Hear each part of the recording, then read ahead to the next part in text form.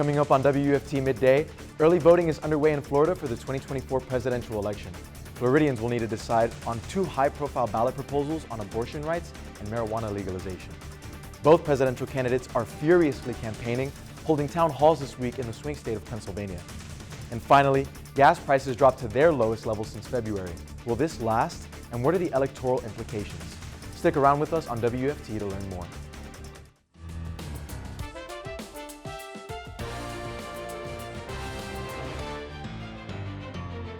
You're watching WUFT Midday.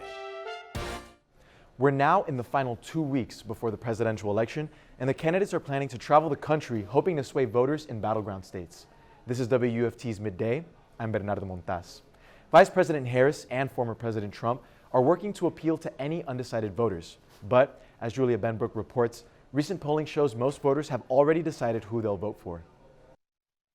With just 2 weeks until Election Day, former President Donald Trump and Vice President Kamala Harris tailor their appearances and messaging to a shrinking group of available voters. We stand on the verge of the 4 greatest years in the history of our country. I believe that when we think about who we are as the American people, there is more we have in common than what separates us. Early voting is underway in most states, and as of Tuesday morning, nearly 16 million ballots had already been cast. I think everyone realizes this is probably one of the most important elections they're going to have in years, and then when they get it done.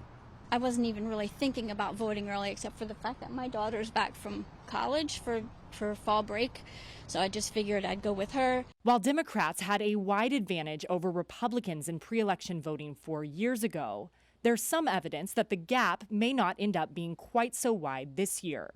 Trump's campaign is making a last-minute push to advocate for early and mail-in voting, despite years of the former president falsely painting these methods as dangerous and fraudulent. Trump has changed his tune for obvious reasons because he needs those votes and wants to get people out. And some people just can't get out on one particular day. Polls continue to show there's no clear leader in the race for the White House. Reporting in Washington, I'm Julia Benbrook. The first day of voting in Florida was Monday, with sizable lines and website crashes for most voters. Mail-in ballots numbered 427,000, and independents came in at 219,000. In 2020, Democrats more often voted early or by mail, while Republicans chose to vote more on Election Day. In Marion County, nearly 9,000 ballots were received. The county supervisor of elections says he expects early voting to possibly break the 2020 record. CNN is hosting a town hall with Vice President Kamala Harris in Chester Township, Pennsylvania tonight. Harris's final pitch to voters comes with less than 2 weeks before Election Day and early voting already underway in most states.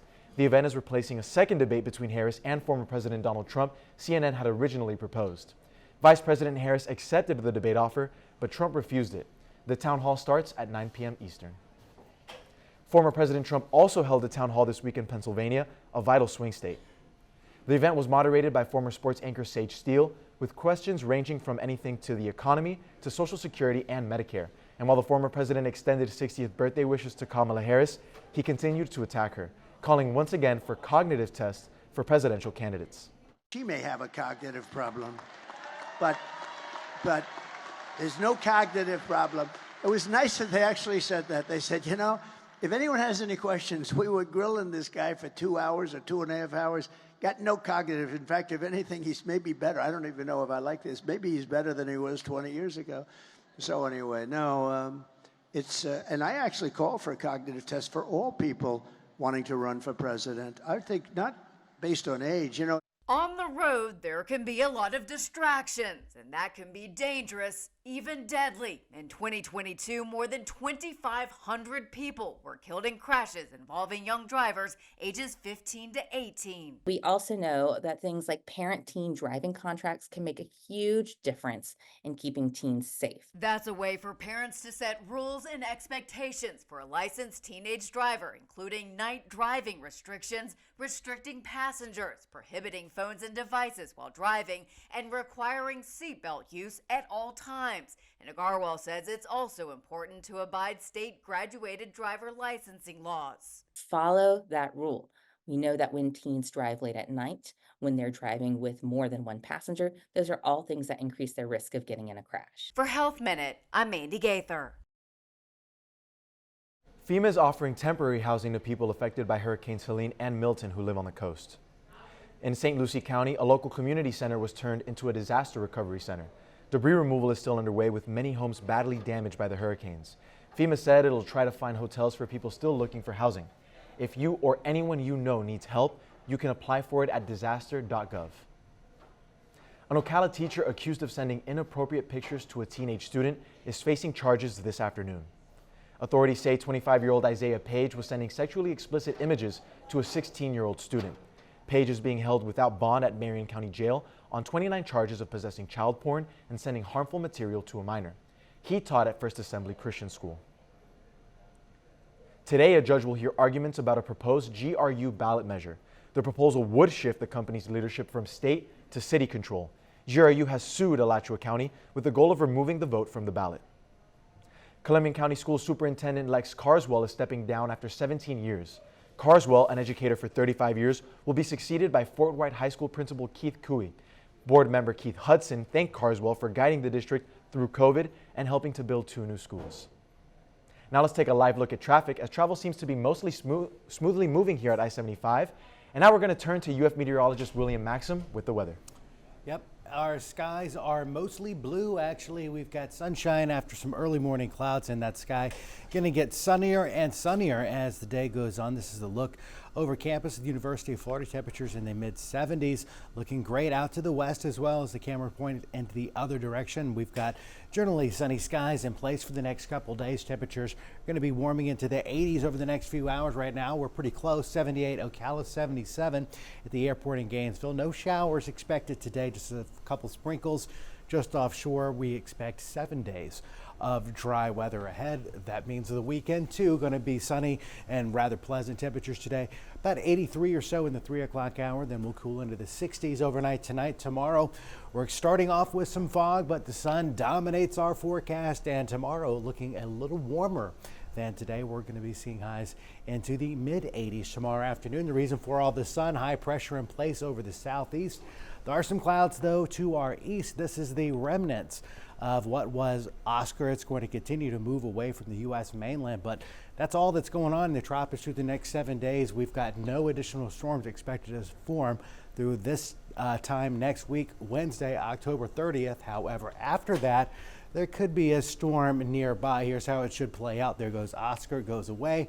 High pressure kind of sticking around into the North Atlantic or into the Bermuda area, but by the end of next week, basically right after Halloween, well, we could be dealing with another area of low pressure coming out of the tropics. Too early to say where it's going to go, but it could be affecting Florida. It's something we're going to watch really closely. But again, that's at the end of next week. This weekend, looking great. No issues there. If that storm does get a name, it looks like it would be Patty. Just keep that in mind. Tropical season continues through the end of November. But this weekend, no weather issues. We're going to see high temperatures both days, right around the 80-degree mark. Plenty of sun and looking great into next week as well. Temperatures staying in the low 80s and upper 70s with just a few passing clouds here and there. Rain chances remain low. Again, the end of next week, around the start of November is when we could be dealing with another tropical system, so watch out for that. Despite uncertainty looming over the oil markets, you may be feeling relief at gas pumps right now. Karen Kaifa explains what's fueling the drop in gas prices.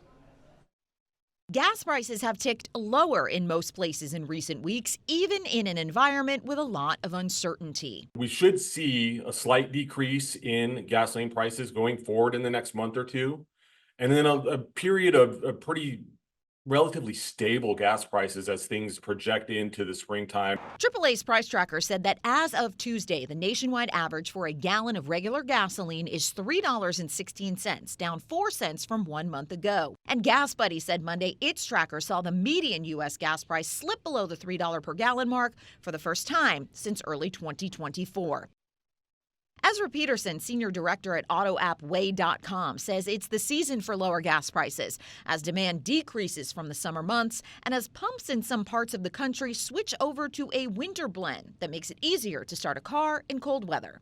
What that does is because you're using less crude oil in the refining process, the gasoline price itself is actually less sensitive to that crude oil wholesale price. Peterson says U.S. gasoline prices have become less dependent upon swings in the global oil markets in recent years as the nation's refining capacity has expanded and reserves have been stable. Crude oil prices close to $70 per barrel recently have also helped to keep those prices at the pump in check. In Washington, I'm Karen Kefa. One person is dead after a food disease began infecting McDonald's Quarter Pounders.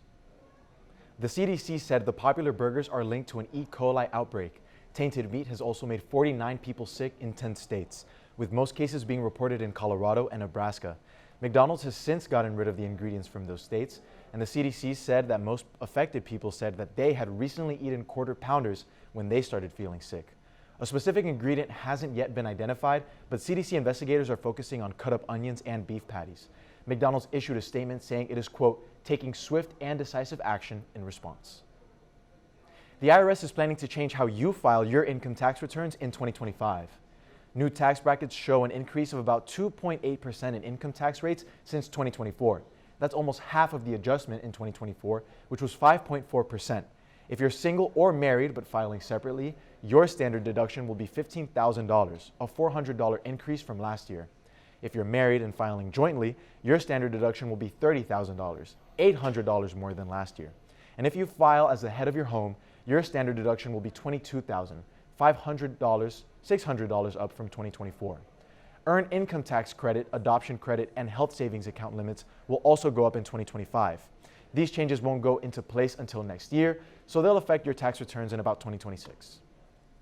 Now let's get over to WFT First at 5 anchor Charlize Ramos with a look at what's coming up on First at 5 on Channel 5. Today on First at 5, we'll share how local schools are keeping pedestrians safe.